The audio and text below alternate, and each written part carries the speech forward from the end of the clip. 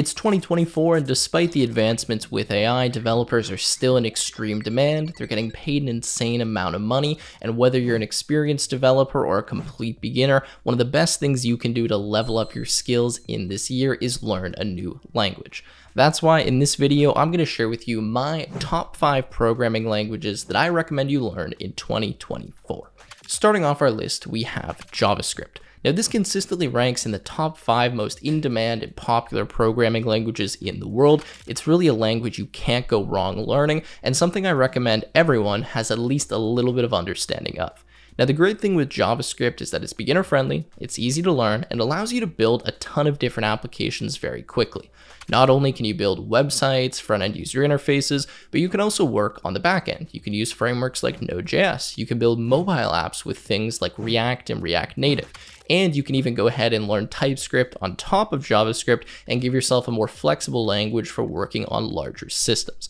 This is something that I recommend specifically to beginners or people just starting out in your career. If you don't yet know any programming languages, JavaScript is a great one to start with, and it's going to give you probably the most flexible language that you're starting with, allowing you to build the most number of applications possible. So if you don't really know where to start, you don't know exactly what you want to do in the tech field or programming industry, I definitely recommend starting with JavaScript. There's all kinds of free courses online, but if you do want something a bit more premium, I do have a software development course which teaches JavaScript in depth, which you can check out from the link in the description. Moving on, the second item on our list is Python. Now, this is personally my favorite programming language and one I recommend to pretty much all beginner programmers. I personally think every programmer should have some basic Python, and that's because it's very versatile, very easy to write in, and very easy to learn.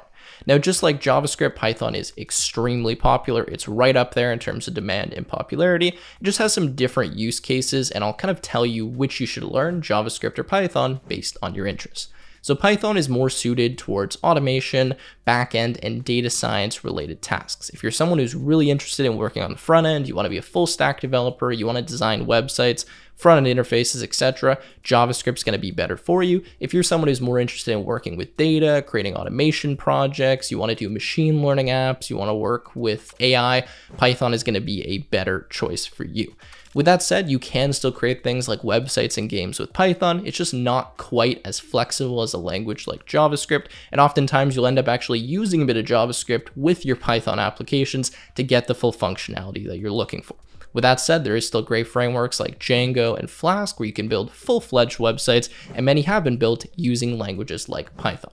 So with that said, quickly summarize here, if you're more interested in websites, front-end development, and actually creating user interfaces, highly recommend JavaScript. If you're someone who is more interested in automation, back-end, you don't really care that much about the graphics or the front-end component of things, then Python's probably a better choice. Also, if you want to do anything with data, working with machine learning AI, definitely pick up Python rather than JavaScript. Either way, both great options, both easy to learn, and both beginner-friendly languages. I'd recommend one of those two if you're just starting out. Moving on, the third language on my list is Go or Golang. Now, this is a relatively new modern programming language, at least compared to something like Python. This is very performant and something I'd highly recommend as your second language. So once you've learned something like Python or JavaScript, you're comfortable with coding, and you want to be a bit more of a well-rounded developer, picking up a statically typed language like Go is really going to help you do that, and it's going to teach you a lot of features that you just don't need to know and learn when you're working with languages like JavaScript or Python. Go is a much more highly performant language. It's again more going to be focused on the back end, but allows you to learn features like threading, concurrency, pointers, references, etc., and gives you a different style of language which will show you the contrast between dynamically typed languages and statically typed languages, and also give you some more information or force you to learn about things like compilers, interpreters, etc. I won't get into this too much. I don't want to confuse anyone if you're just a complete beginner, but if you are someone who already knows JavaScript or Python, I highly recommend learning Go. Now, in terms of some of its strengths and use cases, Go has a very simple and readable syntax, and it brings you the performance of a language like C++ with the simplicity of a language like Python or JavaScript. That's actually specifically how it was designed when it was designed at Google. It's a pretty new language and it's very performant and specifically designed for building infrastructure, cloud services, backend services, etc. So if you are someone who is at all concerned about performance, efficiency, you like building distributed systems, larger scale systems, or you want to get into that field of computer science and just programming in general, definitely pick up Go. You're going to see immediately that it has a bunch of features that you just probably didn't know exist because you wouldn't have seen them in languages like JavaScript and Python. And most of all, this is going to make you a better, more rounded developer because you're going to learn how to work with a statically typed language. This is actually the second language that we teach in my software development course. If you're interested, check it out from the link in the description. Moving on, the fourth language on my list is Rust. Now, this is a language that's been gaining a ton of popularity over the past few years, and it's specifically targeted at developers that are building performance-critical applications. So if you're working on a game engine, an operating system, systems-level programming, and you need something that's safe, secure, and reliable, Rust is the language for you. This wouldn't be something I'd recommend to beginners. It's a great second or third language in my opinion, and something that you'd probably learn once you picked up the fundamentals of programming from a bit of an easier language. Similar to learning something like Go, this is going to teach you a lot of features in development and programming in general that you just didn't need to know in more simple languages like Python or JavaScript, and it's going to give you some flexibility to really create some more performant applications. If you are interested in using concurrency, this is also what Rust is loved for. Overall, the main feature that many people talk about related to Rust is its memory safety with a lack of a garbage collector, and this makes it a great language for building reliable and secure applications. Moving on, the fifth language or languages on my list are going to be specifically targeted for mobile app developers, and that's going to be Swift for the iOS side or for the Apple side, and Kotlin for the Android side. I'm not going to talk about these languages too much, but if you are someone who wants to create mobile apps, or you want to be in the Apple ecosystem, creating Mac apps, iOS apps, watch apps, TV apps, whatever, you're going to want to learn Swift. You can pretty much skip everything else I said in this video and just go directly over to that because that's all you're going to need to know. That's the most native language you can learn. It's pretty new, it's pretty modern, it's actually relatively easy to pick up, and it's something, again, that you will do if you want to do any iOS or Apple development. On the other side, we have Kotlin. Now, this is another modern language, kind of similar to Swift in terms of what it accomplishes.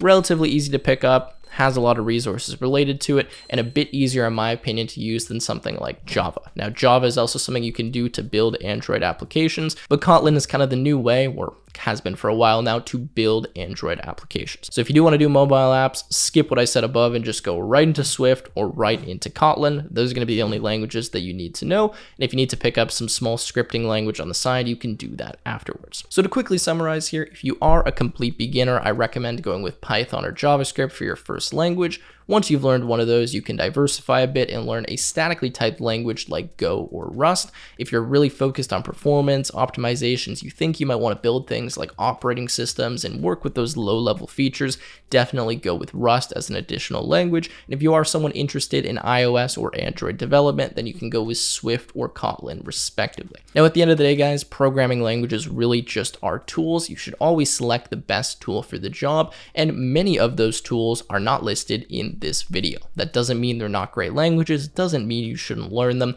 I simply put what I thought were the most popular, flexible, and versatile languages that you can't really go wrong learning.